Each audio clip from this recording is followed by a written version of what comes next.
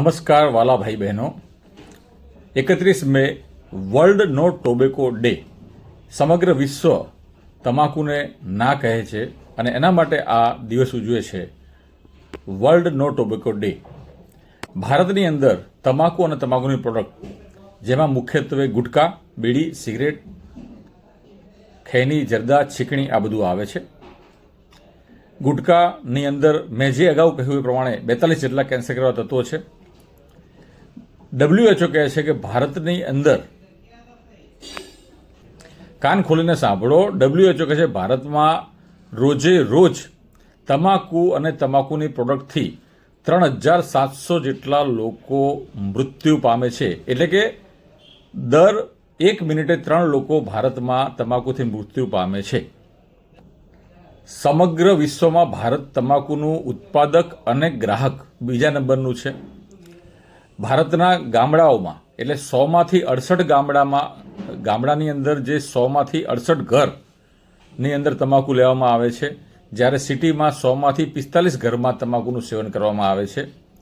અત્યારે કરુણતા એ છે કે 10-10 વર્ષના છોકરા અને છોકરીઓ પણ ગુટકાનું સેવન કરે છે. એમને ખબર નથી કે ગુટકાની અંદર 42 જેટલા કેન્સર કરવા તત્વો આવે છે.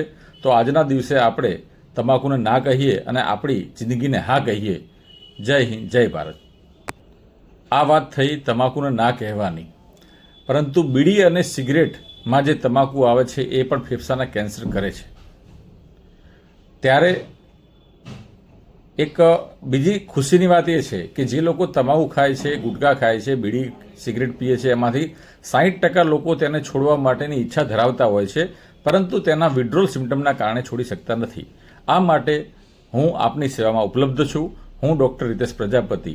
ગુટકા, બીડી, સિગરેટ, તમાકુની તમામ પ્રોડક્ટ સરળતાથી છોડવા માટે હું તમને સારો ઈલાજ કરી આપવા માટે અને તમને પીડા મુક્ત તમારું જે વ્યસન છોડવાની પ્રક્રિયા છે એમાં સહાય કરી શકીશ. મારું નામ ડૉક્ટર રિતેશ પ્રજાપતિ છે. યુટ્યુબ પર મારી ડૉક્ટર રિતેશ પ્રજાપતિ ચેનલ છે. ઇન્સ્ટાગ્રામ પર ડૉક્ટર રિતેશ પ્રજાપતિ અથવા રિતેશભાઈ પ્રજાપતિ તરીકે તમે મને સર્ચ કરી શકો છો. મારી ચેનલને ફોલો કરો અને જે લોકો ગુટકા, બીડી, સિગરેટ, તમાકુ ખાતા હોય તે લોકોને પણ આ મોકલી અને એ લોકોને વ્યસનમાંથી મુક્ત કરવા માટે તમે પ્રેરો, કોઈનું જીવન બચાવો. જે લોકો સ્કૂલમાં ભણે છે, કોલેજમાં ભણે છે અને જે કિશોર કિશોરીઓ છે એ લોકોને તમે સમજાવો. મજૂર વર્ગની મહિલાઓને સમજાવો, મજૂર વર્ગના યુવાનોને સમજાવો અને તમાકુની પ્રોડક્ટથી લોકોને દૂર રહેવા માટે સલાહ આપો. જય હિન્દ, જય ભારત.